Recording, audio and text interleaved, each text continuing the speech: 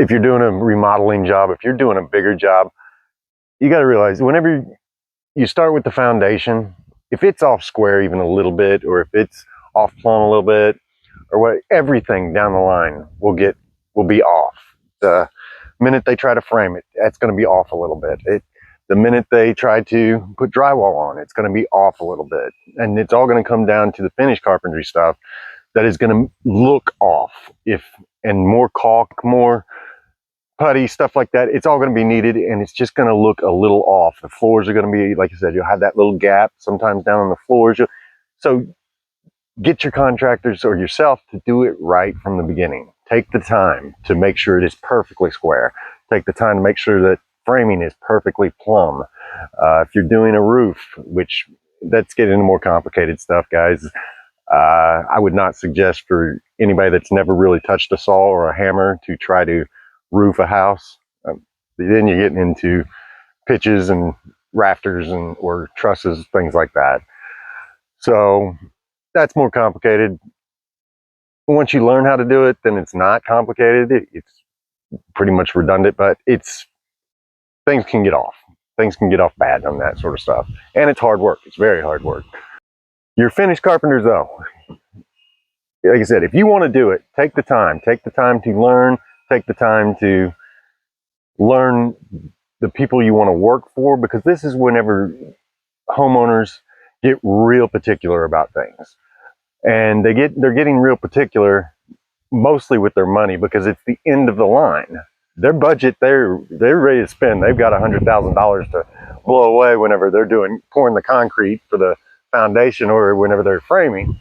They're just spending. They're not really paying attention. They're paying attention now, because the first contractors that told them ended up probably going over on that budget, and so now they're getting spread real thin, if you know what I'm saying. So make sure that in your bid, you're giving them the exact level that they will get and exactly how much that will cost. You might even want to break it down for them for the absolute perfect, match up the floors, match up everything, sand everything perfectly, caulk perfectly.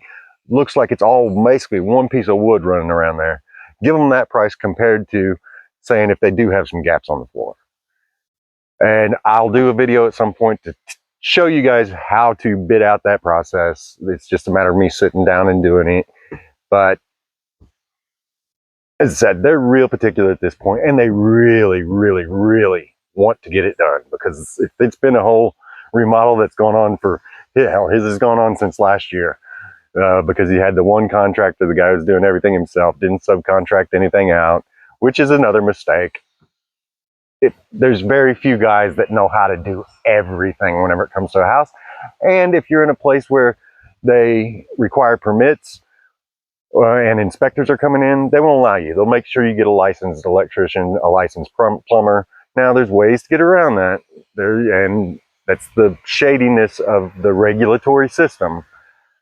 I mean, there's licensed plumbers up in St. Louis that I could just call and say, hey, you care if I do the plumbing? I'll give you $500, but you sign off on it. The guys I knew would say yes, because they know that I knew how to do plumbing. I just wasn't a licensed plumber, and it was my house. So, but they would say yes, absolutely. We know you know what you're doing, so we don't have a problem with that. Whenever the inspector comes, we'll be there. We'll tell them we did the stuff. Shady, yes, but it happens all the time. And honestly, guys, this is why your houses cost so much. This is why housing has gotten so out of control with price, is these regulations, these licenses and insurance and everything else. I mean, it's there for a reason. It's there to prevent guys that don't know how to do things from doing them. But for people like me that do know what I'm doing, I'm not going and doing those things. I'm just not going to get licensed. I'm not going to get a bond or anything, because I'm not bidding for government jobs. I'm not bidding for county jobs or anything like that.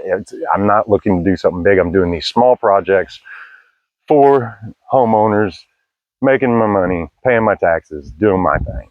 And I live in a place where we don't have inspectors going on. They try to, but they just want you to pay the $35 for the permit or whatever it is, and then they don't send an inspector out, because their inspectors don't know what they're doing. These small counties, they don't have anybody that can inspect them. And if they tried to, have an inspector inspect it that was not an engineer or something like that, then I could sue them down the road for stopping my production, and I would win.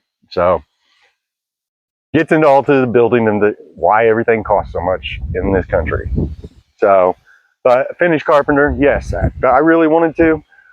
I could probably build you a grand piano, but I could not build you a grand piano for the price that you would want trim put up for, if you know what I'm saying.